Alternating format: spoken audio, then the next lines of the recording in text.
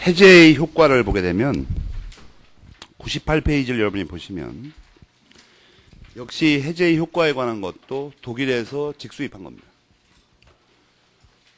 그래서 로마자 2번의 해제의 효과에 관한 학설을 보면 이것은 물론 독일 민법의 해석에 관한 겁니다. 독일 민법의 해제에 관한 규정은 우리하고 약간 다릅니다. 그래가지고 현재 의미가 있는 것은 이 직접 효과설이라는 거예요. 직접 효과설. 그런데 이제 아무리 그렇더라도 학설이 뭐 이렇게 뭔가 이건 좀 보긴 봐야 되는데 여기서 뭘 기준으로 이 학설을 대비하냐 하는 거예요. 무조건 읽고 앉아있으면 이게 뭔 차이가 있는지 알 수가 없으니까. 제일 먼저 봐야 되는 것은 소구표를 인정하느냐 이 문제입니다. 소구표. 그래서 이 세 가지 학설을 여러분이 비교하면서 위아래로 소구표를 인정한다는 거야 만다는 거야 그걸 먼저 찾아야 됩니다. 소구표가 어떻게 된다는 걸까? 직접 효과설을 보면 소급적으로 소멸하는 것으로 이렇게 돼 있죠. 응? 알겠습니까? 그 다음에 여러분이 잘 보면 간접 효과설은 어때요? 응? 이건 아예 소멸을 안 시킨다는 거예요. 소멸, 뭐 소급은 둘째 치고 채권 관계 자체가 소멸하지도 않는다는 거예요. 응? 소급적 소멸 뭐 이런 게 아니라 소멸이 안 된다는 거예요. 처음부터. 절충설은 역시 소급표가 없다는 거예요. 알겠습니까? 제일 먼저 구별해야 되는 핵심 지표가 그거라는 거야. 그래가지고 잘 보면은 이 간접 효과설이나 이 절충설, 특히 이 간접 효과설의 확장된 형태가 소위 요즘 그 유행하는 청산관계설이라는 겁니다. 그래서 소급적인 문제가 문제가 되는데,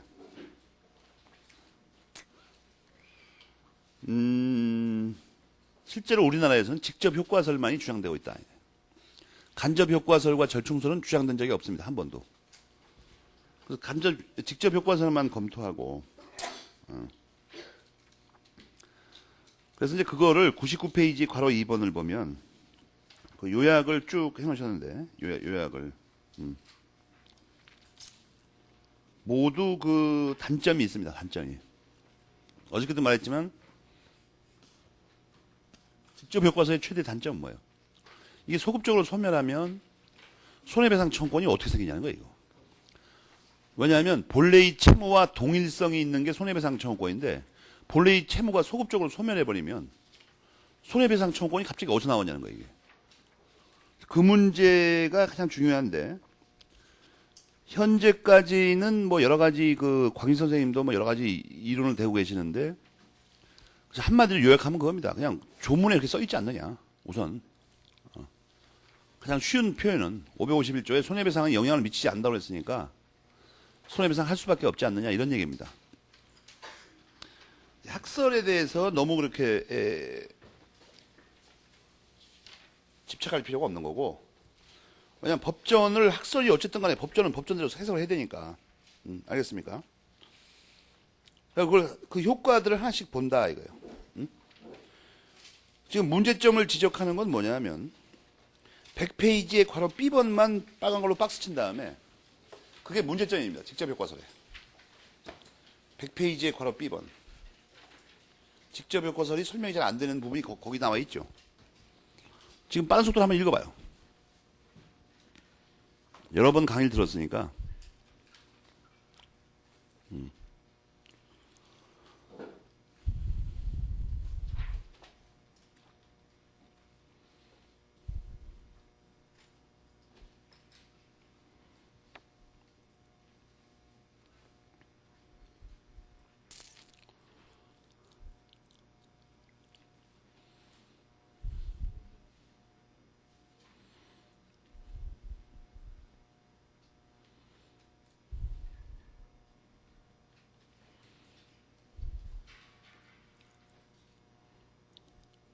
알겠습니까? 거기 요약이 잘 되어 있죠. 뭐가 문제고 우리가 어떻게 해야 될 것인가에 대해서. 그래서 거기서 문제점을 지적받고 곽인 선생님 뭐 전혀 불가능한 것은 아니다 이래갖고 뭐 후에 살피는 바와 같이 해결할 수 있다고 하시는데 곽인 선생님의 학설은 별로 안 따라요, 사람들이. 복잡하니까. 이론상으로는 확실히 우수합니다, 이게. 굉장히 노심초사하고 말씀하시는 거예요. 근데 뭐 그렇게 또 이게 대단히 완벽하지도 않아요. 한번 보면 뭔가 제가 뭐 어제 같은 왜 이런 일이 생기냐면 우리 법조문이 그 독일 걸 따르지도 않고 그것도 전혀 영향권에서 벗어나지도 않고 아주 이게 일관된 설명이 좀 어렵습니다. 이 해제는 해제만 설명하면 될 것 같지만 이 굉장히 많은 것이 연결돼 있어요. 해제 가장 난해한 부분 중에 하나입니다. 근데 현재로서는 통설이 가장 우수한 것으로 보여요. 그리고 원래 551조에 그렇게 써 있으니까 그렇다 이런 말은 사실 이론적으로는 좀 문제가 있는 말입니다. 왜냐하면 이론이라는 건 그걸 왜 그렇게 썼냐를 지금 밝히려고 그러는 건데 써 있으니까 그렇다고 그러면 이게 말이 이상해지죠. 그런 식으로 해버리면 나중에 어떤 결론이 생겨버려요. 써 있으면 다 된다 뭐 이런 거 아니야 그냥. 그러니까 이게 이론 자체를 부정하는 듯이 느껴집니다. 그런 식으로 말을 해버리면 이론이 필요가 없는 거죠. 그냥 써 있으면 그대로 한 수밖에 없다 뭐 이런 결론에 도착하니까. 그렇게 하는데 현재는 어쩔 수가 없어요. 왜냐하면 모든 이론이 불완전하니까. 이게 찾으면 찾을 수 있을 것 같은데 예를 들어서 뭐 명승구 선생 같은 분은 어저께 그 잠깐 보여준 글에 그 저자인 명승구 선생은 노심초사하다가 무슨 생각을 하냐면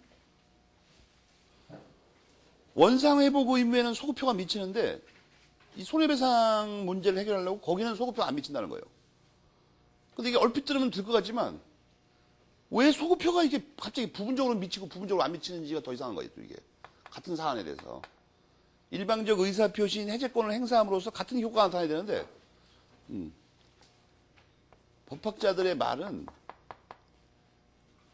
다 말이 되긴 되죠. 되니까 주장했을 거 아니야. 말도 안 되는 소리 할 일은 없고. 그렇지만 가만히 생각해보면 그 이상하다. 뭐 그렇게까지 무리하게 할 필요가 있나. 이것은 장차 여러분이 담당할 일이죠. 여러분이 빨리 시험 붙어가지고 실무도 많이 하고 책도 많이 보고 나중에 놀라운 생각이 떠오르거든 주장을 해요. 명쾌하게 설명할 수 있다 나는. 그럼 뜨는 거예요. 그래야지 누구처럼 독일에 있는 걸 갖다가 훔쳐다가 포장만 약간 바꿔가지고 뭐 이런 식이야. 독일 거를 직수입해서 이렇게 팔아먹으면 욕먹을 것 같으니까 뭐라고 하냐면 OEM 방식으로 만든 거다. 내가 아주 그것도 쓱 주장해보는 거 한번. 이거 바가지로 먹으면 약간 좀 고쳐요. 이 포장을 바꿔야 되다 이거. 그런 거예요. 이 법학 식민주의에서 빨리 벗어나야 됩니다. 말이 되든 안 되든 우리는 우리 민법에 대해서 우리 소리를 해야 되거든요. 우리 소리. 맨날 남의 거 뺏겨다 놓고 앉아서 그게 옳으냐 그러냐 이거. 수험생 머리만 아파요 이게. 법학도들이 머리만 아프죠 이게. 언제까지 뺏겨야 되나 이거. 곽윤직 선생님 세대에서 수입이 끝나야 됩니다. 그러니까 원로들은 어쩔 수가 없어요. 왜냐하면 그 민법의 여명기라고 하죠. 60년대 초반부터. 이때는 뿌리가 없기 때문에 학문적인 뿌리가 없기 때문에. 근데 왜 유럽의 민법을 갑자기 훔쳐왔기 때문에 그걸 설명하는데 유럽의 해설서를 볼 수밖에 없어요. 왜 이렇게 만들었는지 아무도 모르니까. 근데 벌써 반세기가 지나갔는데 계속 뺏기는 사람들. 이게 약간 문제라는 거야. 이게 이상하다는 거야. 아무리 생각해도. 요새는 이제 외국 유학에서 여러 군데서 들어왔기 때문에 이게 많이 시정되고 있어요. 시각을 달리 보니까. 초창기에는 독일 그러면 막 뭐가 거기 법학에 뭐 규제들이 있을 것 같지만 프랑스 패거리하고 미국 패거리가 들어오면서 가만히 생각해 보니까 아무것도 아니야 보니까 이거 똥대가리들. 그럼 요즘 이제 비교적 이렇게 좀 다양하게 이론이 전개되고 있죠. 그런 점을 파악해서 너무 이렇게 여기 있는 그 학설에 연연할 필요 없어요. 직접 효과설의 내용이 소급하는구나. 손해배상이 약간 곤란한데 설명이 그냥 나중에 궁지에 몰리면 551조에 써 있으니까 어쩔 수 없는 거 아니에요. 어쨌든 아무리 이론이 중요해도 551조에 영향이 없다고 써 있는데 영향이 있다고 할 수는 없는 거 아니에요. 우리가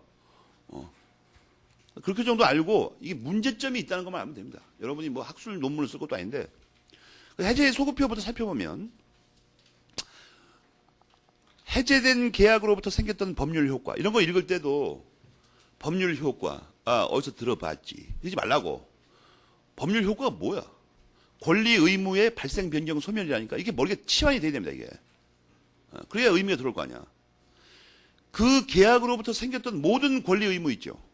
이게 전부 어떻게 모두 소급적으로 소멸한다. 알겠습니까? 그럼 그걸 차례대로 해석하고 계시죠? 계약에 생긴 채권 채무는 해제에 소멸한다. 알겠습니까? 이때 이 소멸의 효과는 해제가 형성권일 때 일방적으로 완전히 소멸해버립니다. 알겠습니까? 일방적으로 완전히 소멸한다. 그리고 거기 괄호 1번은 뭐예요? 그거를 제3자한테 넘겼을 때도 소멸하냐? 그렇죠, 당연히. 알겠습니까? 그 다음에 그 담보 책임 뒤에 배울 거고, 괄호 2번에서 물권행위나 준물권행위를 했을 때는 어떻게 되냐 이거예요. 요거는 약간 골치 아픕니다. 이것은 뭐하고 관련이 되어 있냐면, 여러분이 그 548조? 거기에 그 제3자가 나와요, 제3자.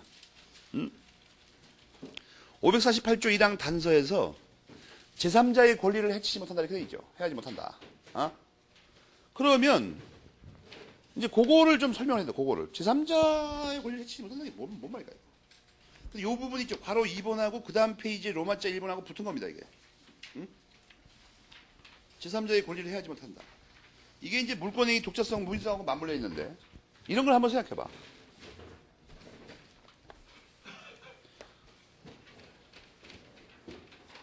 이 신림동이 어떤 동네냐 말이에요. 이게 재작년인가 이게 2차 시험 문제 나왔었죠. 큰 문제로.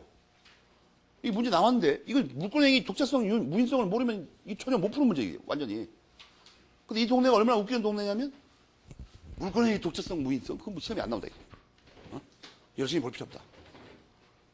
특히 곽윤직 선생님 책 보면 그냥 100페이지 가까이 나와 있는데 이 책은 잘못됐다는 거야 이게. 그걸 시험에 잘 나오지 않는 걸 100페이지나 써갖고 물권법에다가.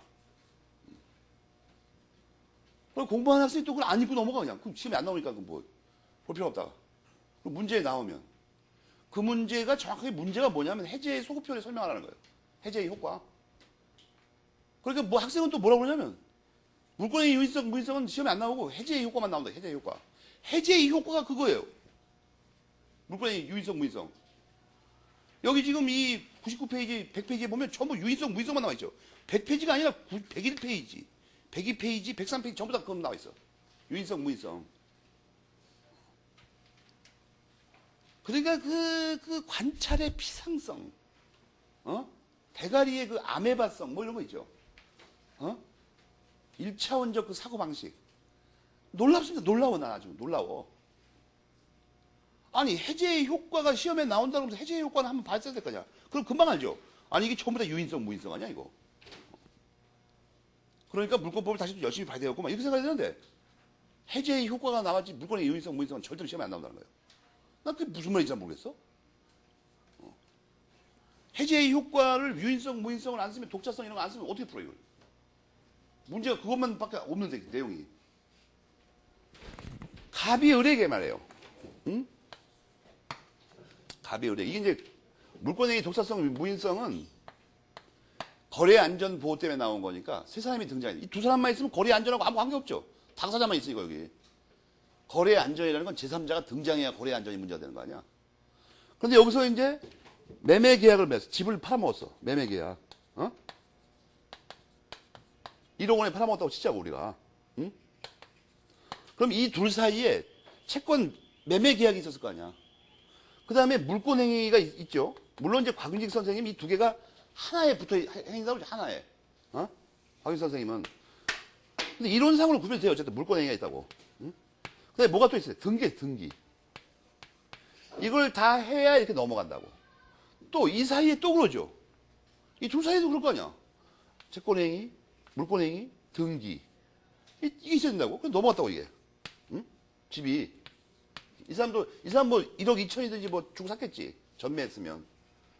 이렇게 돼 있는데 이쪽을 기준으로 잘 생각해 보자 이거. 뭐냐 하면 요 채권 매매 계약 이것이 해제됐어. 해제됐다고. 집을 넘겨줬는데 돈을 안 준다든지 하면 이게 이행지체가 되죠. 돈 안 주면 제때. 우리 돈을 제때 안 주는 거야 이상하게. 계약금하고 중도금은 내놨는데 잔금 5천만 원 안 주는 거야 이상하게. 최고를 했는데도 안 줘 이상하게. 성질나서 해제해버렸어. 해제를 하면 이게 전체를 해제할 수는 없는 거예요. 최초의 매매 계약을 해제하는 거죠. 채권 매매 계약. 이걸 해제하면 이게 왜 문제가 되냐면 이걸 해제하면 이게 뒤에 건 어떻게 되냐는 거예요. 이거. 어떻게 되냐. 독자성 문제는 뭐죠? 이게 합체되냐 안 하냐는 문제죠. 보통 합체되냐 안 하냐. 원래는 합체돼서 행해진다 그러면 유인성은 그냥 따라가는 거죠, 그냥. 합체돼서 행해져 버리면 하나가 잘못되면 무조건 잘못되는 거 아니야. 알겠습니까? 왜냐하면 이게 한 몸뚱어리니까. 여러분의 팔다리하고 여러분을 구별할 수는 있지만, 이게 떨어져 있을 때는 다른 문제지만, 이게 몸뚱이에 붙어 있으면 팔이 다치면 몸이 다친 거죠, 그냥. 여러분 팔을 누가 부러뜨렸는데 칼로 자르거나, 팔만 잘렸구만, 나는 멀쩡하고, 이렇게 말할 수가 없다고, 이게. 자기가 잘린 거지, 그냥. 그 문제인데, 이거 유인성설에 따르면, 독자성을 부인하고 유인성설에 따르면 어떻게 돼요? 이게 해제되면, 이거 실효해버려요, 또, 당연히. 그죠? 당연히 이건 효력이 없어진다고. 그러면, 유인성설에 따랐을 때, 물권행위도 실효된다, 물권행위. 물권행위 실효되면 어떻게 되죠? 소유권일이 넘어갔던 거 있죠. 여러분이 또 물권법을 다 잊어먹을 것 같아서 자세히 좀 설명해주면, 원래 186조에서 정말로 필요로 하는 요건은 채권행위는 아니죠. 186조는 지난번에 배웠듯이 물권행위와 등기가 있으면 소유권이 넘어간다 이렇게 했잖아. 근데 지금 이걸 왜 따지고 앉았냐면, 지금 물권행위는 해제 안 당했어요. 근데 이게 해제당하면 유인성설에 따르면 이게 실효돼 버려요, 물권행위가. 그럼 186조의 요건을 못 갖추게 돼버리죠. 물권행위와 등기가 필요하다고 186조에 써 있었는데, 물권행위가 효력이 없어져 버리면 당연히 소유권 못 넘어가는 거야, 이거. 소유권이 못 넘어가면 어떻게 되는 거예요? 원래 주인한테 복귀하는 거야, 그냥. 넘어가진 않은 거니까, 소급해서. 실효돼 버리니까. 그럼 이 사람이 소유자가 된다고. 계속, 처음부터. 그러면 뭐가 문제가 되냐면 이걸 해결하려고 그러는 게 아니야, 지금. 이게 잘못된 게 돼버리죠. 이 사람 거를 이 사람이 파먹었다는 결론이 나와버리잖아. 이게 복귀돼버리면. 그렇잖아요. 그러니까 이것도 잘못된 거야. 그럼 뭐예요? 지금 이 집이 여기 잘못 가 있는 거야, 지금. 이게 실효가 안 되고 유효하면은 이 사람한테 유효하게 넘어간 거니까 이 사람이 자기 걸 팔아먹은 게 되죠. 근데 이게 해제로 이것까지 실효돼버리면 이건 잘못 간 거니까 이 사람 거야, 그 집이. 이 사람 집을 이 사람이 팔아먹었다는 거 아니야, 지금. 그럼 무효야, 이건. 주인 못 받으면. 알겠습니까? 그러면 이 사람은 사실 여기 거가 완전히 유효하다고 하면 날벼락 맞는 거죠, 이거. 아니, 그걸 해제되는 걸 내가 어떻게 하냐, 이거요. 이 둘 사이의 계약을 소급적으로 해제할지 안 할지는 이 사람은 전혀 모르는 거 아니야, 지금. 잘못한 거 하고 제대로 사고 등기 다 옮겼는데 갑자기 어느 날 갑이 나타나가지고 씩 웃으면서 집을 돌려주지. 왜요?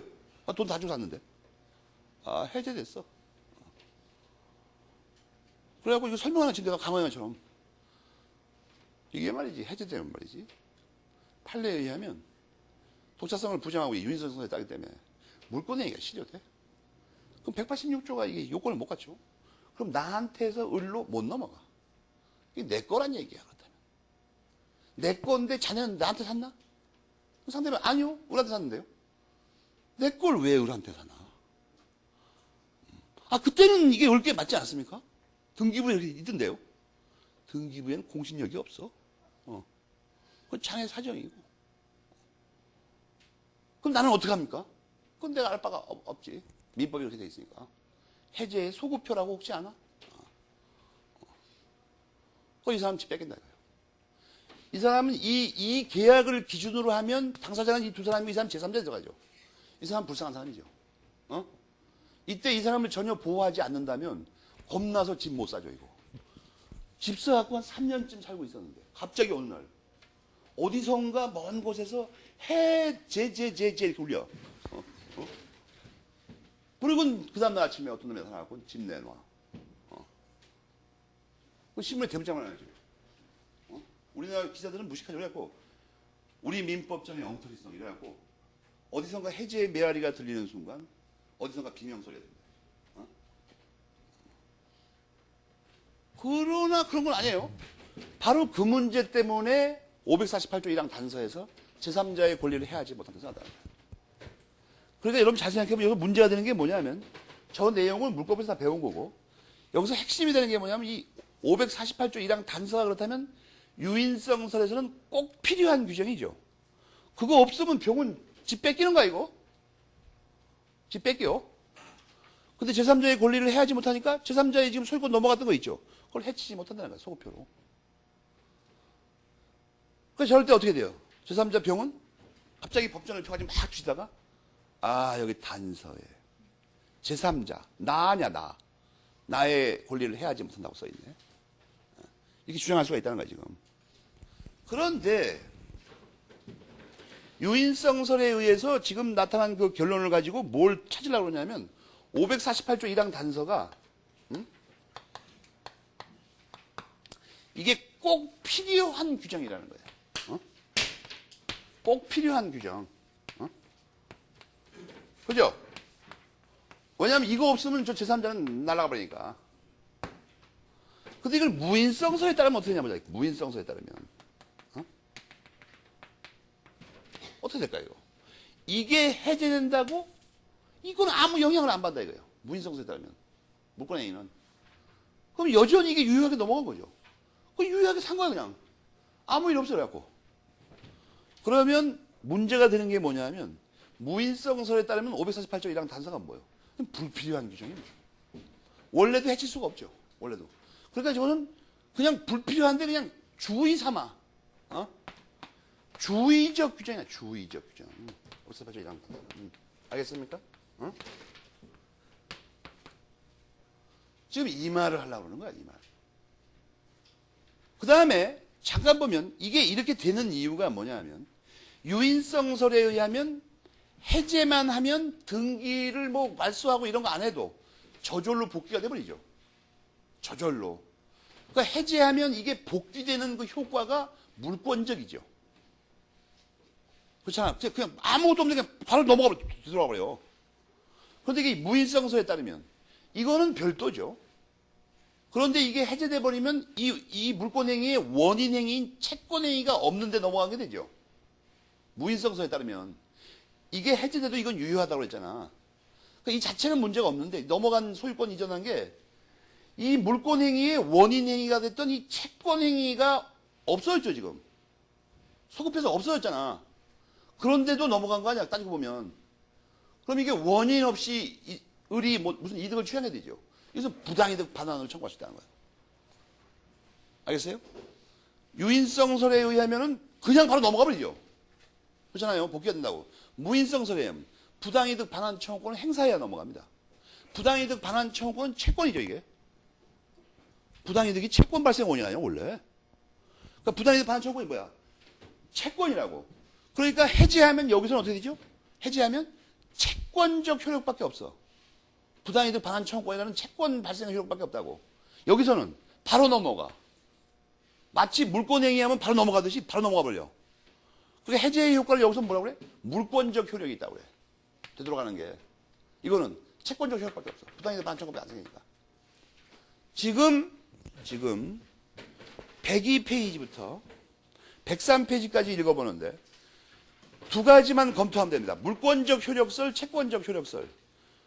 필요적 규정설, 주의적 규정설. 이 두 가지를 찾아내는 게 논점입니다. 채권적 효력, 물권적 효력은 뭐예요? 맨 위에 빈칸에서 채권적 효력, 물권적 효력의 의미는 뭐야? 해제로 물권이 복귀하는 효력이, 해제로 물권이 복귀하는 효력이 물권적이라는 건 뭐예요? 아무 다른 행위를 할 필요 없이 바로 복귀한다는 거, 직접. 채권적 효력설이라는 건 뭐예요? 부당이득 반환 청구권이라는 채권이 발생함으로써 그걸 행사하고 넘어간다는 뜻이에요. 그 다음에 저기 써있는 대로 주의적 규정설, 필요적 규정설은 뭐야? 548조 1항 단서가 무인성설에 따르면 원래도 제3자를 해치지 않아요. 그러니까 주의적으로 써놨다는 거기다가. 유인성설에 따르면 이게 문제가 되니까 필요한 규정이라는 거야. 물권적 효력, 채권적 효력만 정확히 하면 되죠. 말 뜻이 뭔가. 해제로 인한 물권 복귀가 물권적이냐 채권적. 여기서 채권이 뭐예요? 부당이득 반환 청구권. 이게 딱 떨어지게 알아야 되죠. 정확하게. 그리고 102, 103페이지 빨리 읽어봐. 102, 103페이지를.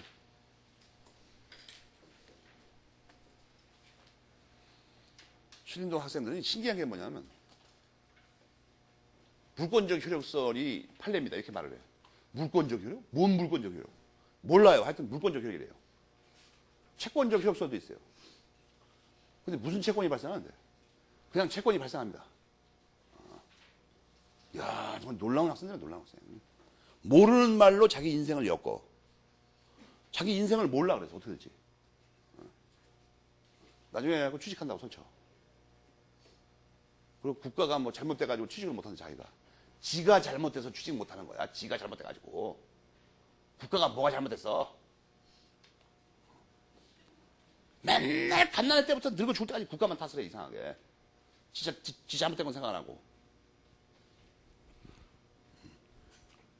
우리 때도 그래서 유사 운동권이 있었어요. 그러니까 실력을 갖추고 지 할 일 다 하고 국가를 탓하는 게 아니고 그냥 처음부터 뭐든지 잘못되면 국가 거래. 사회가 잘못되고. 정말 병신들 육갑을 하고 있어.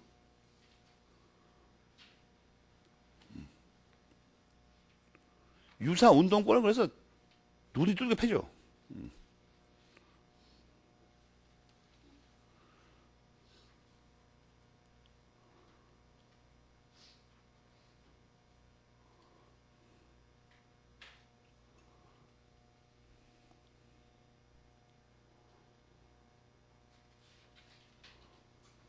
네 단어에만 빨간 줄을 치고 맥락만 이해하면 되는 거야. 맥락. 단어를 외우지 말고. 그럼 뭐 하려고 외워? 그냥 찾아내면 되겠다. 급하면.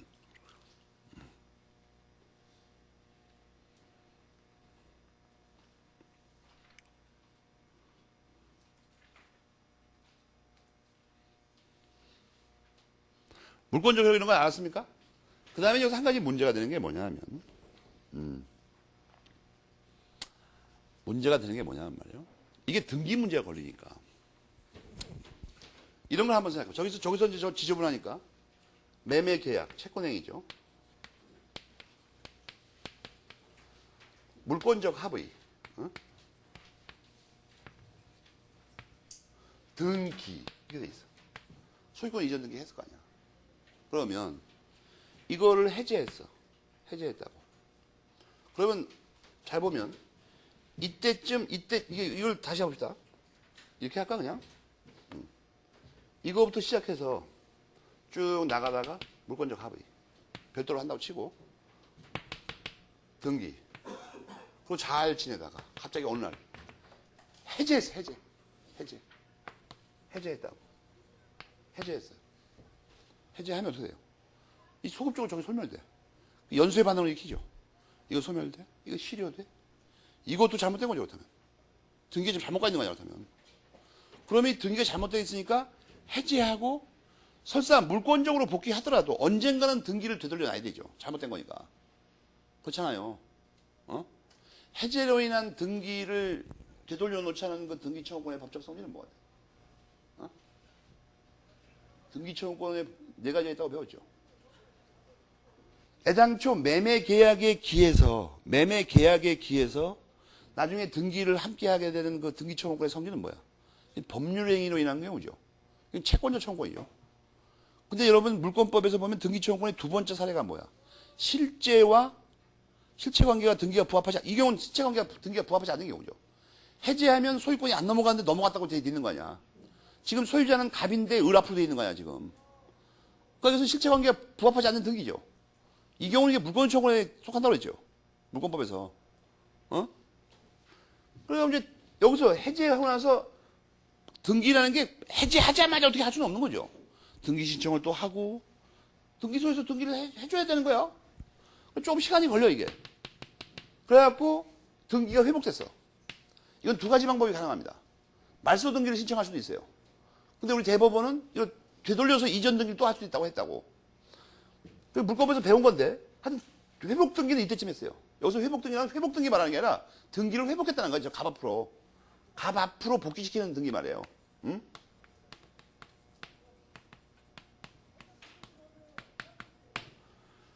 이래야 되는데 이걸 갑자기 왜 단계별로 그리고 앉았냐면 여기서 제3자가 어디까지의 제3자를 말하는 거예요. 즉 이 시기적인 범위 내에서 어느 시기에 을로부터 집을 산 병을 보호하냐는 문제예요. 원래는 548조 1항 단서는 해제로 인한 그 앞에 잘못 산 사람을 보호하는 거죠. 그러니까 원래대로 하자면 요 해제할 때까지의 제3자를 보호하는 겁니다. 원래대로 하자면. 그죠? 근데 해제라는 건 일방적 의사표시로 가능하다고 그랬죠. 딴 사람은 모른다는 거야, 이거. 해제는 계약 당사자끼리 하는 거죠. 저기서 갑이 을한테 하는 거 아니야. 갑을이 말로만 일방적 의사표시로 떠드는 걸 딴 사람이 어떻게 알아? 핸드폰으로 눌러가지고, 야, 해제. 그 딴 사람이 어떻게 하냐고. 병이 우연히 딴 데 가다가 해제하는 순간에 그 옆을 지나가면서 혹시 내 거 해제합니까? 이렇게 물어봐야 된다는 거 아니야. 그럼 뭐 이상한 거 아니야, 말이고. 어떻게 좀, 아니면 병이 불안하니까 3년간 청년을 하나 고용해야 되죠.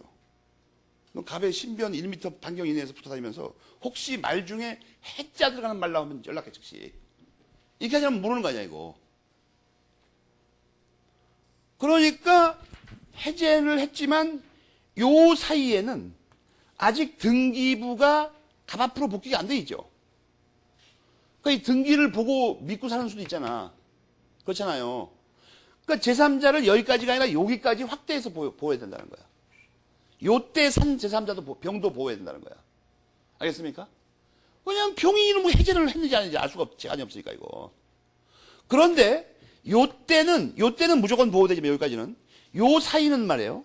제3자를 확장해서 보호하긴 하지만 등기부를 믿고 산 사람만 보호해야 되죠.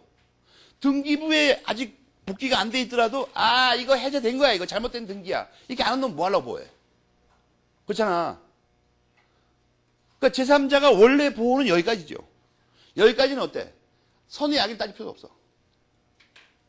근데 요 다음에 요 등기 복귀될 때까지는 이걸 선의인밖에 보호 못하잖아. 믿고 산 놈을 보호해야 되니까. 그러면 103페이지 괄호 3번을 이해할 수 있죠. 103페이지 괄호 3번. 별표 3개 하고 요 맥락을 잘 이해해야 돼. 왜 그 범위를 약간 하자. 조심할 게 뭐예요? 해제 시까지는 선의를 가리지 않아. 근데 해제 시부터 등기 시 사이는 선의에 국한돼. 괄호 3번 이해하겠습니까? 원래 548조 1항을 잘 읽어보면 거기서 제3자가 해제 시까지의 제3자가 틀림없죠. 아무리 읽어봐도. 법전을 자꾸 봐야 돼. 법전을.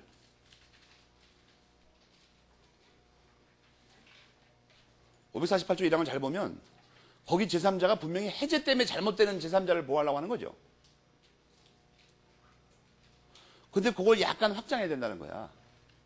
왜냐면 해제를 했는지 안 했는지 아무도 모르니까 이거.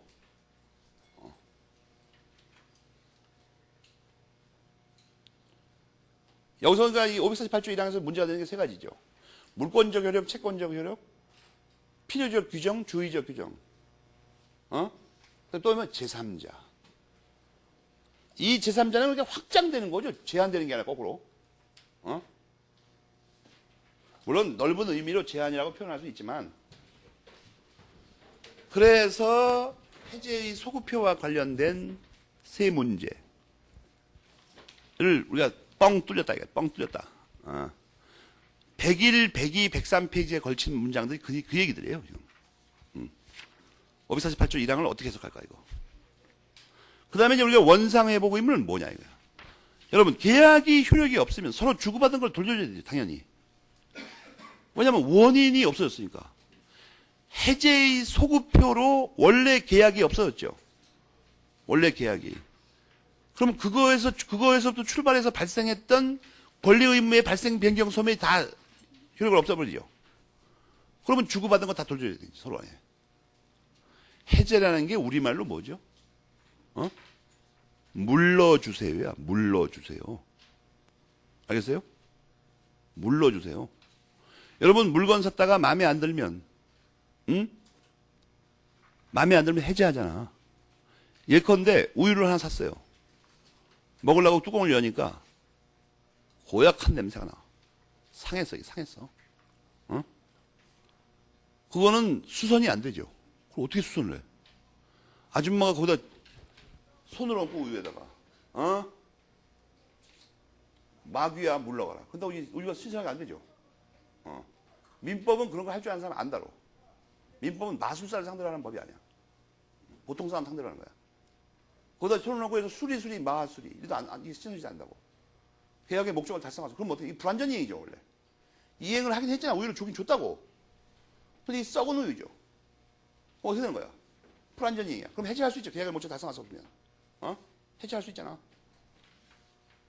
그러면 여러분 어떻게 해요? 썩은 우유 냄새 맡으면 어떻게 돼? 이거 물어주세요. 또 다른 방법도 있죠. 다른 걸로 대체해달랄 수도 있죠. 신선한 다른 걸로 주세요. 근데 만약에 그 우유를 먹고 만약에 배탈이 났으면 먹고 배탈 나면 어떻게 해? 손해배상 청구할 수 있어요. 확대 손해가 발생했죠. 확대 손해가 발생했잖아 지금.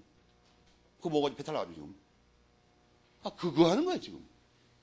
여러분이 뭘 어렵게 생각하는 것 같은데 지금 수첩에다 적어. 책임법에서 문제되는 효과를 적어. 지금 이 해제니 이런 거 있죠. 여러분이 매일 행사하는 거야. 그런데 이게 자기가 맨날 하면서 모르는 거야. 이거 뭔지 이게. 책임법에서 주로 등장하는 게 손해배상 청구권이죠. 응? 손해배상 청구권. 그 다음에 여러분이 총론에서부터 배운 거 다 돌면 해제권이 있고, 그 다음에. 해제권. 또 뭐가 있어? 추한 청구권도 있었죠. 나중에 이제 보수청구권을 하자, 보수청구권.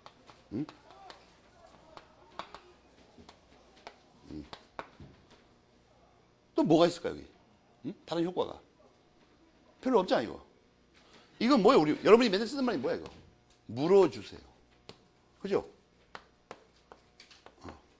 이걸 우리말로 바꾸면 물어권이야, 물어권. 물어주세요. 해제는 뭐야? 이건 물러주세요. 아저씨, 이거 물어주세요. 아저씨, 나 이거 우유 먹고 배탈 나서 물어주세요, 이거 병원비. 이건 뭐야? 추한 청구권은.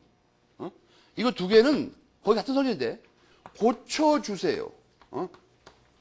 아니면 뭐예요? 바꿔주세요. 여러분 이거 맨날 쓰지 않아? 물건 살 때? 이것밖에 없어. 없다고. 또 뭐가 이런 게 있지 또. 물건 샀는데 갖고 갔는데 조금 부족해. 조금 부족하다고. 아니면 성능이 조금 덜 나와 이상하게. 그럼 여러분 어떻게 해? 물건 사고 가다가. 이렇게도 할 수 있지만 깎아주세요. 알겠어요? 이건 살 때 깎아주세요는 디스카운트인데 이건 뭐예요? 나중에 대금 감액 청구권이라는 거예요. 나중에 중요한 효과인 깎아주세요는. 이건 뭐냐면 사고 갔는데 뭐 좀 모자라 이상하게. 성능이나 이 물질적인 양이. 그럼 깎아달라고 그러죠 여러분. 여러분 예를 들어서 사탕 한 봉지 샀는데 거기 50개 들었다고 써있어. 50개 들었고 1,000원이야. 보통 사람은 안 세보죠. 사탕 한 봉지 사고 세보면서 먹는 사람들 못 봤어. 근데 우리 같은 사람은 세봅니다. 개수가 맞을까 이거? 50개? 48개. 짜증나게 시디. 48개. 그러면 그걸 알면서는 가만히 있죠. 핏대라서. 그렇잖아 우리가. 아니 이게 겉봉지에 50개가 없어야 돼. 48개밖에 안 돼 이상하게. 그럼 여러분 어떻게 합니까? 깎아주세요 이거. 저거밖에 안 돼. 저게 여러분 안 씁니까? 여러분 그냥. 그러니까 요즘 젊은이가 민법을 이해 못하는 이유가 뭐야? 전철에서 물건 잊어먹으면 그건 이제 딴 겁니다. 노무에 관련된 건데 그건 찾아주세요를 해야 되는데 안 해. 예. 필통이 없어졌어. 안 찾아. 버리고 또 사달라고 그래. 갖다가 그냥. 이게 80년대 후반부터 나왔다는 증거예요. 80년대 후반부터 2000년 초기까지. 어른을 다 죽여야 됩니다. 그것은 단순히 자기 자식을 망치는 게 아니죠. 국가를 피폐하게 만들었어. 오늘날 우리 국민들이 잘못하는 것 중에 하나가 요새 취직이 안 돼, 경기가 나빠, 이걸 국가 탓을 해, 이상하게. 국가 잘못도 조금 있긴 있습니다, 솔직히. 보다 근원적으로 뭐예요? 우리들 잘못입니다, 우리 사람. 애들을 그따구로 키워놨어.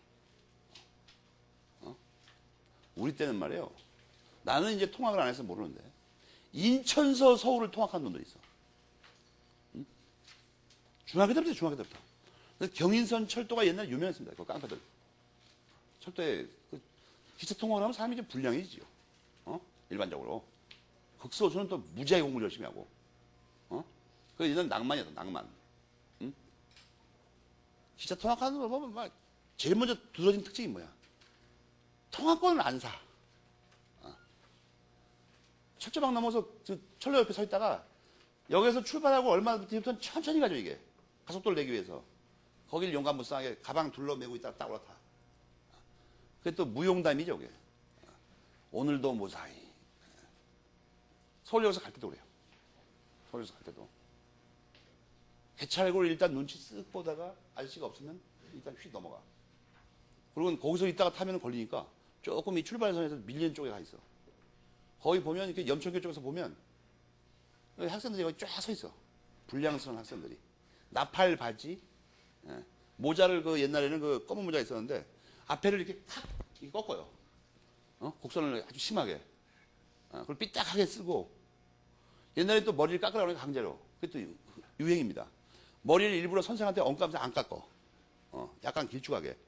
그리고 학생인데 전부 담배 하나씩 물고 있어. 나팔 바지 입고 건들건들 대면서. 기차가 다가오면 갑자기 이것들이 달리기를 해요. 미리. 그래서 올라타. 열차간에서도 가만히 있으면 되는데 칸마다 왔다리 갔다리 하면서 선량한 학생 보이면 어이 500원짜리 동전이 있어? 영무원이 와서 너 인마 돈 빼주려고 그러지? 아니요, 저 잔돈 거두려고 그랬어요.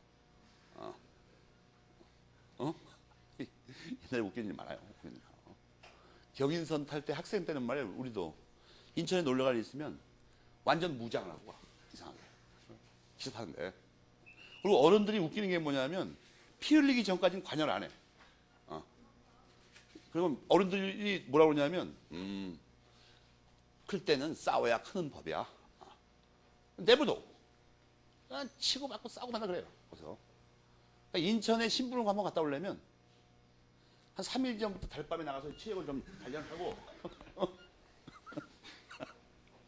어떤 애들은 호신용 무기로 왼쪽 주머니에 벤치, 오른쪽 주머니에 드라이버 그걸 꼬고 다녀. 이상하게 학생들이.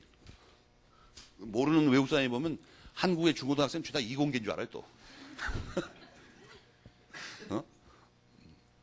그래도 그때 재밌었는데 요즘보다 훨씬 재밌습니다. 요즘은 이상합니다. 이상해. 전철 이거. 이상하다니까. 지금 무슨 얘기다 그게 하는 거야? 아, 저걸 기억해 두라는 거야. 저걸 우리가 맨날 쓰는 거니까. 사실은 담보 책임, 뭐 채무불이행 책임 이런 거 있죠. 해제 이런 거. 여러분이 맨날 쓰는 거야. 이게 물러주세요라니까. 별거 아니고. 그래가지고 그 내용을 보는데 이걸 물르다 보면 물러주려면 어떻게 돼? 이미 아직 받은 게 없으면 아줌마하고 우유 사다가 아직 서로 돈도 안 주고 물건도 안 받았으면 해제해도 물러줄 게 없죠. 서로 주고받은 게 하나도 없는데 문제는 뭐냐면 주고받은 게 있을 때 이행한 급부가 있을 때는 이걸 서로 되돌려야 된다고. 이걸 되돌리는 게 왜 되돌리죠? 원인이 없어졌으니까. 그러니까 이건 부당이득 방한 청구권의 일종이라는 거예요. 다만 법전에는 원상회복 의무라고 써있다. 104페이지 첫 줄에 뭐라고 나와 있어? 이건 부당이득 방한 청구권이라니까. 그 성질이. 왜? 계약이 소급적으로 소멸해서 원인이 제거됐으므로 그렇게 써. 알겠습니까? 나중에 갑자기 이게 왜 부당이득하고 관계가 지지 말고 부당이득의 정의가 여러분 741조로 보면 뭐라고 되어 있어요? 원인 없이. 알겠어요? 그런데 이걸 왜 원상회복이라고 했을까? 이게 문제라는 거야. 왜 원상회복이라고 했을까? 그러면 민법에다 이걸 안 써놔도 되죠. 548조에 원상회복을 안 써도 되는 거 아니야 원래. 부당이득인 줄 그냥 알잖아. 그냥 원래도 그냥도. 그러면 왜 이걸 썼으며 이름을 부당이득이라고 안 그러고 왜 원상회복이라고 했을까? 이걸 따져보는 거야. 아니 이게 내가 지금 설명한 대로 부당이득이 맞으면 여기다 안 써도 되는 거 아니야. 그냥 741조 원래 있으니까 원래도. 이걸 왜 써놨냐는 거야. 그리고 쓰려면 부당이득이니까 부당이득이라고 써야지 왜 원상회복이라고 써놨냐는 거야. 기분 나쁘게. 사람 헛갈리게. 이것은 741조의 부당이득이 되면 748조가 적용되죠. 어?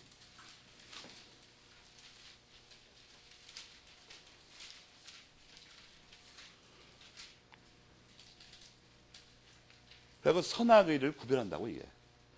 근데 여러분 생각해봐. 물건 샀는데 잘못돼가지고 서로 물을 거라면 선의고 악의를 따질 필요가 없는 거죠. 무조건 다 물어줘야 돼. 다 물어줘야 돼. 그죠? 다 물어줘야 되는 거 아니야? 제재되면. 그래서 이름도 바꾸고 따로 쓴 거야. 알겠습니까? 104페이지 첫째 문단 끝부분에 나오죠. 104페이지 첫째 문단 끝부분에 맨 위의 줄에서는 부당이득과 같다며. 근데 이걸 왜 써놨냐는 거야? 뻔한 걸 갖다 그러면. 그 문단 끝에 나오잖아. 어디다 줄 쳐야 되는지 알겠죠? 매몰표는 어디다 쳐야 되는가? 선악의를 불문하고 몽창 다 물러줘야 되니까. 즉 그 부분이 뭐예요? 그 부분이 748조의 특징이라는 거야. 알겠습니까? 거기 나오잖아. 끝부분에 다 나오잖아.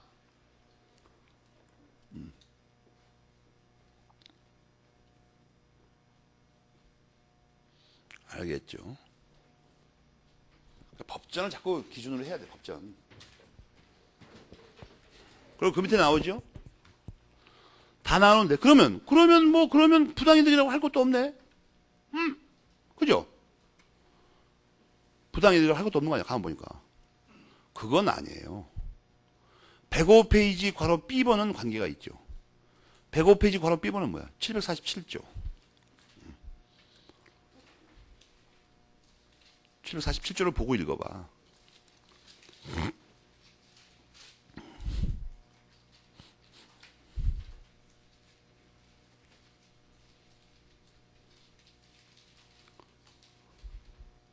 아, 747. 바로 B번을 보면 그렇게 써있죠.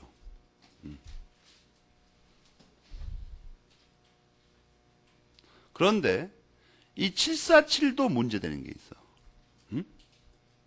문제됐어. 뭐가 문제되냐면 이때 거기 보면 녹색으로 네모치세요. 세 번째 줄 오른쪽부터 물건의 멸실 훼손이 채무자에게 책임없는 사유로 일어난 때에도 그걸 녹색으로 칠하라고. 그때도 가격 반환해야 되냐? 그때도. 다수설은 뭐라고 돼 있어? 응? 아예 반환 책임이 없다. 반환 책임이 없다. 그건 무진장 중요한 거죠. 알겠습니까? 그때는 어떻게 되냐? 이때는 아예 반환 책임이 안 생겨. 그러니까 747은 원래는 안 그런 건데 여기서는 어떻게 돼요? 가격 반환은 언제만 해? 채무자에게 유책 사유 있는 때만. 옆에 빈칸에다 써. 747과 달리, 그러니까 부당이득의 경우와 달리 747의 조문을 변형해서 해석해봐. 105페이지 메뉴에 빈칸 많죠? 105페이지 메뉴에 공간이 많잖아. 747조를 쓰면서 뭘 거기 문장에 플러스해야 돼? 채무자에게 과실 있는 때에만 이렇게 써야 되죠. 문장 중에 어디를 플러스해야 되죠? 그걸 747조에 채무자에게 과실 있는 때에만 이걸 어디 플러스해야 되잖아. 거기다가 교과서를 가만 보니까 그거를 105페이지 메뉴에 빈칸에 써놔. 해제에 있어서의 747조 이렇게 쓰고 그리고 법전 문장을 그대로 옮기면서 중간에 어디다가 채무자에게 과실이 있는 때에만 가액 반환을 한다고 써야 될 거 아니야.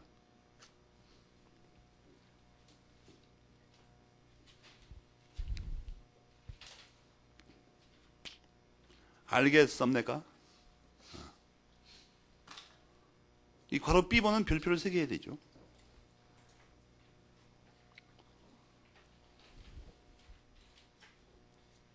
나머지는 그건 다 아는 거예요, 여러분이. 그 다음에 손해배상의 청구가 나옵니다.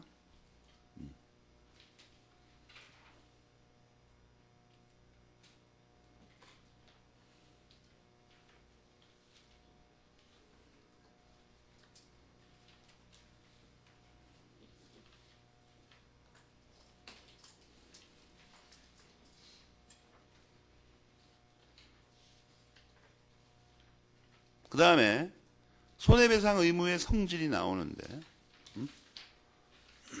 손해배상 의무 성질. 여기서 여러분이 줄만 치세요. 왜냐하면 이거 굉장히 어려운 학설이 아까 설명했듯이. 그래가지고 그 괄호 2번이 그 문제점을 다시 한번 밝히고 계시죠. 괄호 2번에 별표 하나 해놓고 여섯 번째 줄에 오른쪽에 형식 논리를 떠나서 실제적으로 살핀다면 채무불이행으로 준 손해는 현실적으로 그대로 남게 되므로 딱 부른 것만 줄치면 돼요. 매물편을 치라든가. 그래서 모순 없이 인정한다 이런 뜻이죠. 강희 선생님 말씀은. 그런데 조심해야 될 게 있어. 해제로 원상 회복 다 하고 나서도 서로 물르고 나서도 손에 남은 게 있다는 거죠.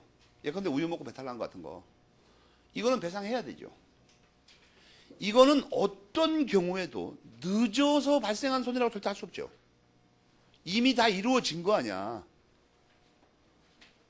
이 해제로 인한 손해배상은 지연 배상을 절대로 못해. 왜냐하면 절대로 늦은 게 아니라 이미 된 거 아니야. 그죠? 이미 이행을 했는데 물르는 바람에 문제가 된 거 아니야 지금. 그리고 남아있는 손해죠. 그러니까 지연 배상은 절대로 못 묻게 돼 있어요. 알겠습니까? 맨 밑에 106페이지 맨 밑에 A 그 다음 페이지 B 그걸 봐봐. 읽어봐.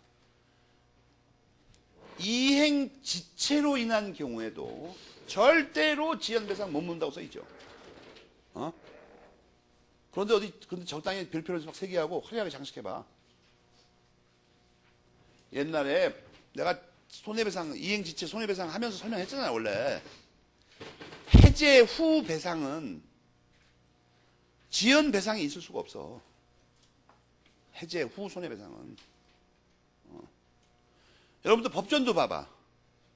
551조 법전을 봐봐. 거기는 그냥 손해배상이라고만 써있죠. 그러나 그걸 정확하게 뭐라고 읽어야 돼?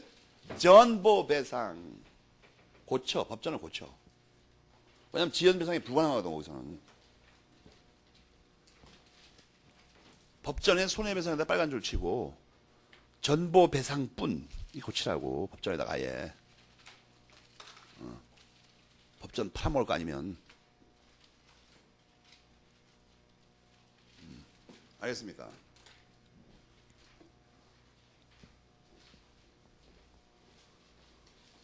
알겠죠?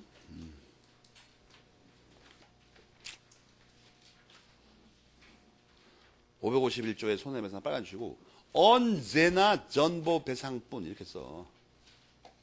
그러니까 해제 후 손해배상은 뭐예요? 언제나 전보배상밖에 없어. 해제 안 하고 손해배상 청구하면 지연배상도 청구할 수 있어.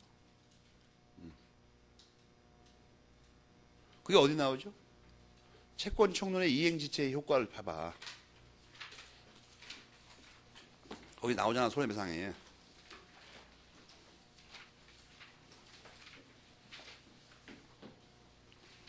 어?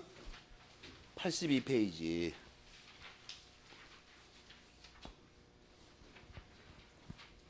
나오죠. 거기 해제 후, 그래서 그때 막 갈라서 번호 매기라고 했죠, 내가. 그걸 얼빵하게 읽으면 안 된다고.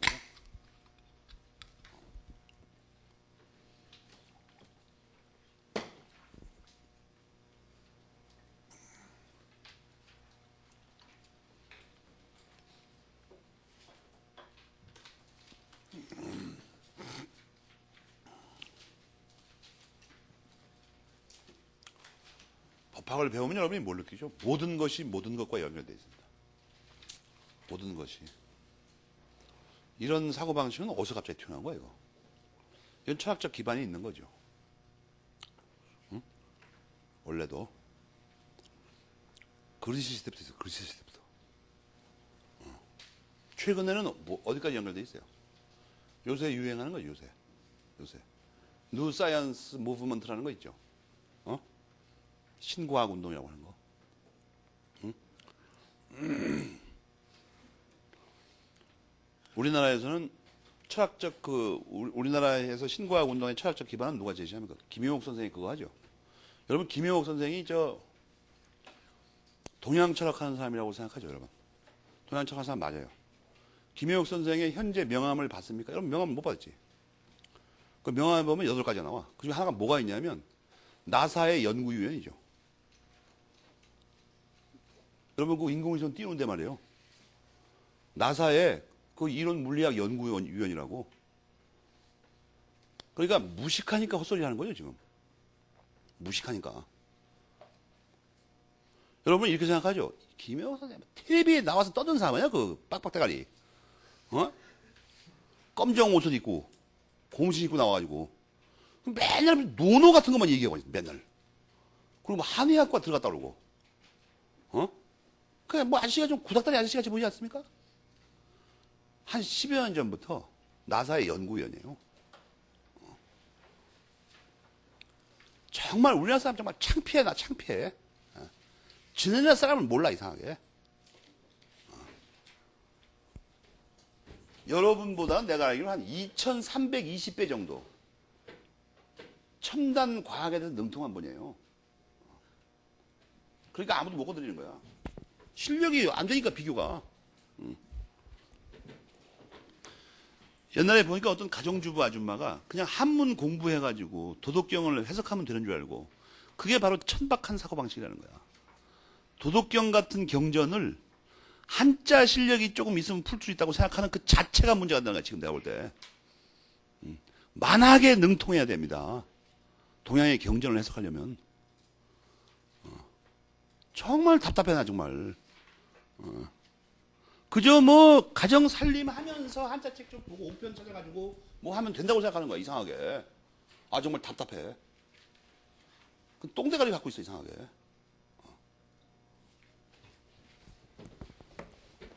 한자도 김영옥 선생같이 설문해자부터 그 발생 연원부터 연구한 사람하고 1990년대에 나온 어디 그 국산 엉터리 자전 같은 거 본 사람하고 똑같다고 생각합니다, 여러분? 전혀 다르죠. 그러니까 지식의 깊이가 너무 얕으니까 그냥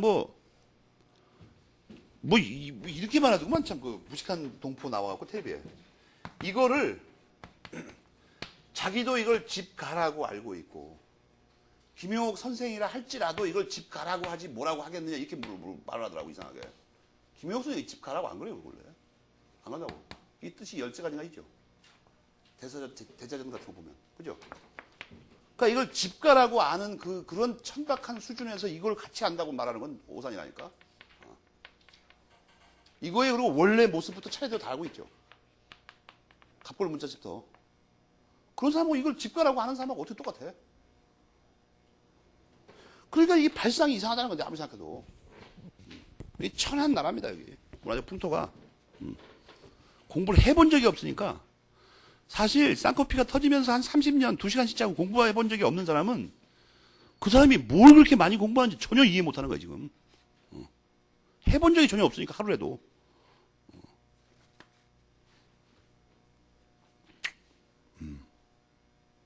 우리나라는 물리학과 학생의 꿈이 그거죠. 나사 같은데 어떻게 연구위원은 그만두고 수의대도 어떻게 취직을 해볼까? 부끄러운 줄 알아야 되죠. 중요한 건 뭐예요? 전보배상이라는 거야, 지금. 전보배상. 모든 것이 모든 것과 연결돼 있어요. 그럼 해제의 효과와 동시행은 법정에 써있는 별 신통한 거 아니고 공평 뭐 다 아는 거고, 해제권의 소멸이 중요하죠.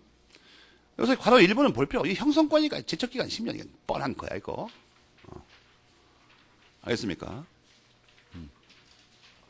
뻔한 거라고.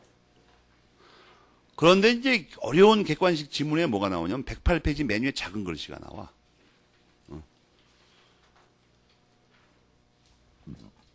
알겠습니까? 그래서 읽으면 아는 거야, 그냥.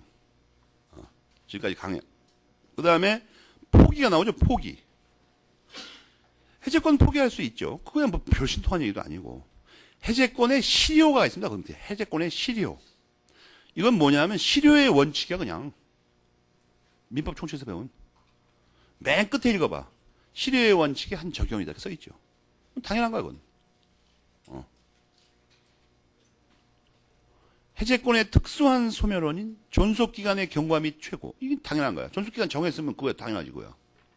중요한 건 그게 아니야. 109페이지 괄호 2, 3번 있죠. 그거를 괄호 2, 3번 전체를 묶어 빨간 걸로. 굵고 붉은 펜으로 묶어. 좀 제발. 괄호 2, 3번. 이건 553조에 나오는데 이걸 조문 자체를 읽는지를 모르는 사람이 있어. 조문 자체를. 조문을 그건 별표를 5개 해놓고 외워. 그 시험에 나와. 왜냐면 그 조문을 보는 사람이 없어. 이상하게. 수험생은.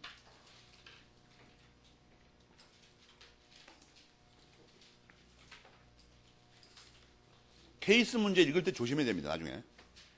그 사유 중에 하나가 걸려버리면 해제권을 행사 못해. 알겠습니까?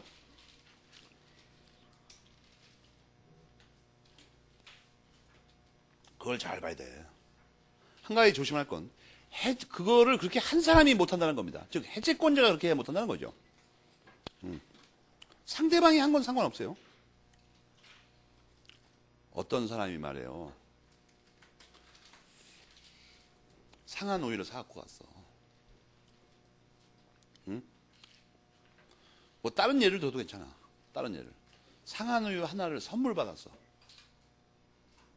그런데 선물 받았는데 그 우유 껍데기에다가 민법의 중요 조문을 법정에서 오려가지고 그렇게 한자게 장식을 했어. 껍데기에다가 우유병을 아무렇게 돌려도 법정이 보이게. 그리고 글씨가 조금해서 안 보이니까 그 위에다가 돋보기를 이렇게 사가지고 몇 개를 렌즈 볼록 렌즈 몇 개를 예술적으로 이렇게 붙여놨어. 그 틈틈이 초등학생 공책할 때 쓰는 거 있죠. 이게 풀처럼 생겼는데 이게 금색 나는 거 있더라고. 짜서 이렇게 하면 그걸로 이렇게 멋있게 치장을 했어. 그래갖고 이게 불면의 대작이 된 거야 이거. 응? 그래갖고 이게 우유가 500원짜리였었는데 원래 당장 사람들이 그걸 보고 뭐라고 하냐면 10,000원에 팔아라. 응? 그러면 이게 가공이 되죠. 가공이 되잖아. 그런데 나중에 학생이 어디선가 쿠리쿠리한 냄새가 나가지고 자세히 킁킁킁 사보니까 그 안에 든 우유가 상한 거야. 그래서 학생이 분개해가지고 가게 달려가서 아줌마 이거 물러주세요. 그렇게 못한다고 써있잖아 거기 553조에. 그렇게 못한다고 써있잖아. 가공하면 해제 못한다고. 그러니까 이게 중요한 거라고 지금. 여러분이 용산서 아이와 카세트를 샀어. 아이와 카세트. 아주 그걸 아름답게 치장을 했어. 아름답게. 가공을 했어 이걸. 예를 들어서 우리 여기서 실력 잘하는 짓거리가 뭐야? 멀쩡한 아이와 카세트 사가지고 소니 이런 거 사가지고 여기 그 속도를 느리게 고쳐주는 집 있죠. 테이프 순환 속도를 뭐 늦게 갖다든가 뭐 빨리 갖다든가 늦게 갖다든가 그런 거 있잖아 왜? 뭐 테이프를 빨리 듣는데나? 1시간짜리 조금 빨리 돌리면 말은 알아들을 수 있는데 빨리 돌아가죠 이게. 별지랄을 다 하고 앉아서 내가 보니까 진짜. 그렇게 하면 그걸 해제를 못해. 그게. 그건 훼손이나 가공이 다 걸리죠 그거. 해제를 몰라달라고 못 그런다고. 553조 이거 문장 중요한 조문이야. 법전에 있는 건 알아야 될 거 아니야 우리가. 괄호 2, 3번을 그래서 괄호 2, 3번이 이거 법전에 그냥 옮겨놓으신 거죠 그냥. 그죠? 옮겨놓으셨잖아. 반드시 알아야 돼. 마지막 괄호 4번은 뭐야? 불가분성 아니야 이거. 설명할 게 없어. 해지는 다 똑같은데 뭐만 달라? 소급표가 없어. 첫 줄에 뭐부터 나와? 장래에 향하여.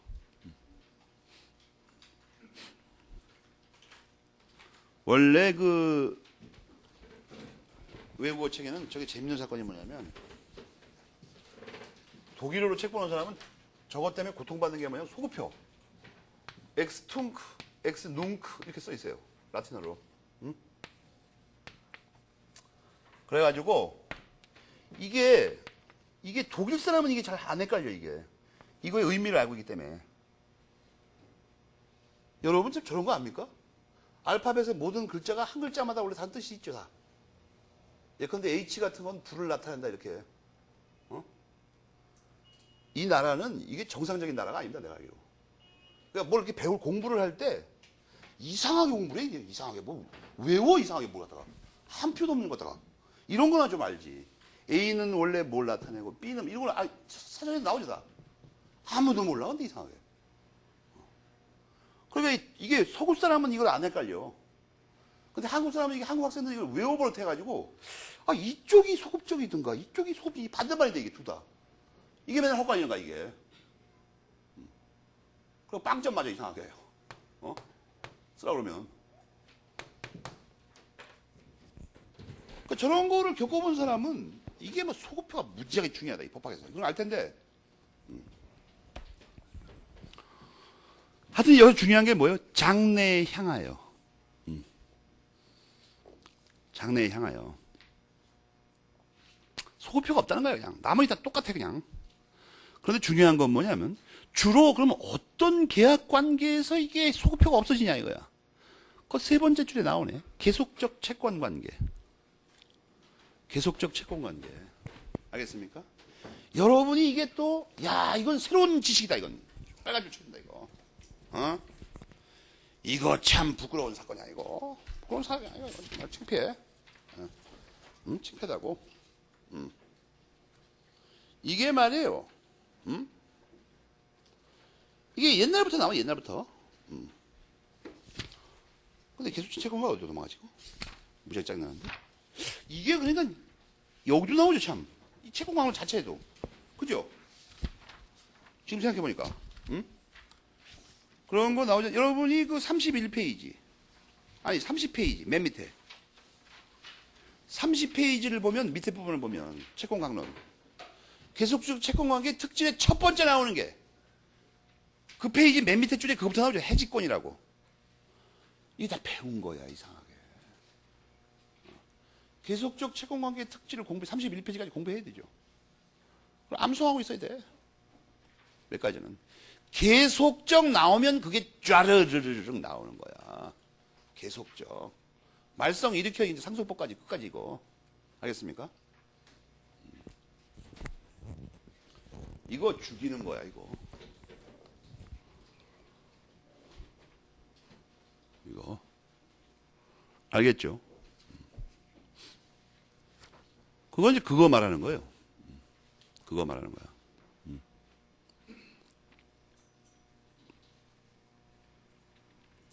근데 여기서 이제 한 가지 더 중요한 게 있어. 앞에 거보다. 이 교과서 109페이지 밑에서 세 번째 줄, 두 번째 줄이 있죠. 하여튼 밑에서 세 번째 줄부터. 그러면 계속적 채권 관계면 해지밖에 없는 거냐? 그건 아니에요. 그건 아니라고. 그 다음 페이지 첫째 줄까지. 푸른 걸로 박스 쳐. 푸르고 굵은 펜으로. 그냥 대부분 그렇다는 거지 반드시 그렇다는 게 아닙니다. 해제도 돼 가끔 가다가.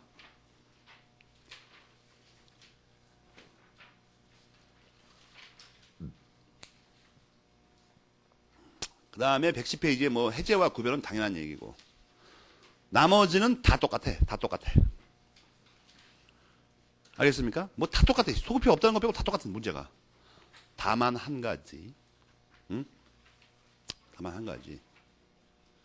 112페이지 그 로마자 4번이 있죠. 거기 별표를 3개 해야 돼.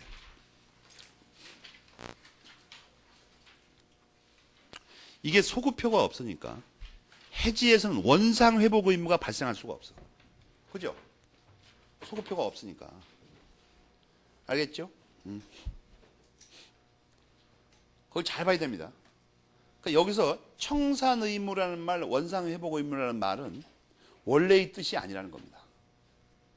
왜냐하면 원상 회복 의무가 있을 수가 없어. 소급표가 없는데. 소급표가 없다고. 거기 청산 의무는 뭘 말하는 거죠? 여러분 임대차에서 계약이 해지되면 이제 원래 빌렸던 집을 돌려줘야 되죠. 그거를 표현한다는 말이라는 거죠. 그러나 이것은 본래 의미가 아니죠. 그러니까. 원래 우리가 말하는 원상 회복 의무는 뭐예요? 기존에 소급해서 소멸하니까 주고받았던 걸 돌려주는 거죠. 근데 이건 소급표가 없으니까 원상 회복이 있을 수가 없는 거예요, 이게. 그러니까 용어를 거기 그렇게 쓰더라도 잘못 쓴다는 말이죠. 여러분이 집을 고시원 계약을 맺었어. 임대차 일종이거든요. 특수한 임대차입니다. 밥까지 두면 혼합 계약이죠. 고시원에서 밥까지 주면. 방 임대차와 그 계속적 채권관계죠. 매 끼니마다 식사를 사고 파는 것을 합친 거죠, 이게. 대금이 포함되어 있잖아. 식사 주는 고시원에 있으면.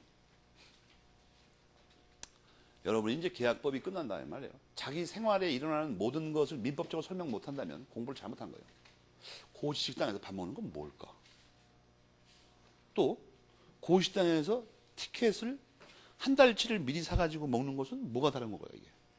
그리고 설명할 수 있어야 된다고. 배웠는데 자기 삶을 설명 못하면 남의 삶을 어떻게 설명을 해? 더 복잡한 건 남의 삶은.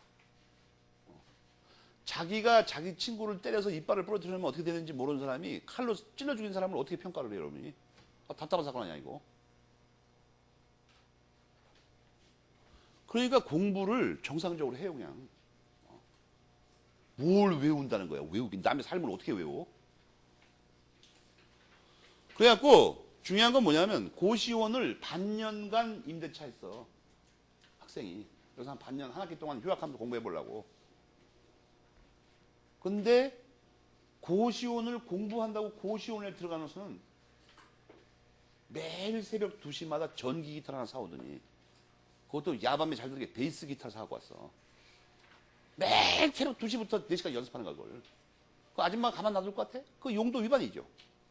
원래 목적으로 사용하지 않는 거야, 지금. 그거 음악 연습실이야? 위아래 옆방에서 난리를 하죠, 이제. 뭔 소리냐, 이게. 쫓겨났어. 그럼 아줌마가 어떻게 하는 거예요? 해지해, 여러분한테. 임대차, 그 고시원 임대차를 해지해버린다고. 그러면 해지는 소급표가 없으니까 맨 처음에 계약 마실 때 뭐 보증금 이런 거 돌려줄 그런 건 없어요. 알겠어요? 근데 뭐가 있냐면 해지되면 이제 더 이상 거기서 살 수가 없잖아. 방을 비워줘야 되죠. 그거를 가끔 우리가 청산의무 원상회복 이런 말을 쓰지만 그거는 본래 의미가 아니잖아. 거기 써 있는 말 이해가 됩니까? 정확하게. 나머지는 다 똑같아, 해제하고. 뭐가 달라? 소급표 없어. 소급표 없다는 말이 뭔 말이에요? 원상회복 의무가 없다는 거야. 앞에 써, 앞에 써. 교과서 그 해지 있죠, 해지. 해지에다 써, 아예. 장래에 향하여라는데 보여요? 거기 네모쳐 빨간 걸로. 첫 줄에. 거기서 화살표를 쳐. 빈칸으로. 화살표. 굵게. 그래갖고 뭘 말하려고 그래요? 원상회복 의무 없어. 소급표가 없으니까. 이렇게 핵심을 꿰뚫어서 자꾸 봐야 될 거 아니야. 공부를 이상하게 하지 말고. 나머지는 다 똑같아. 다 똑같아. 한 가지 조심할 건 뭐라고 그랬어? 해지는 계속적 채권 관계에서 하는 거지만 이 영명제는 성립하지 않습니다. 알겠어요? 해지는 계속적 채권 관계에서 하는 거지만 계속적 채권 관계에서는 해지밖에 못한다? 그건 틀린 말이에요. 아까 봤잖아. 해제도 할 수 있잖아. 알겠습니까? 역으로는 성립 안 하잖아. 그걸 논 비케 베르사라고 그래요. 논리학에서. 이 민법은 그런 것을 시험에 잘 내죠. 뒤집으면 똑같은 말 같은 건가? 이게 어떻게 되는 건가? 여기까지가 계약법 총론입니다. 이제 우리는 진짜 계약들 14개의 전형 계약을 본다. 계약 강론에서. 조금 쉬었다가.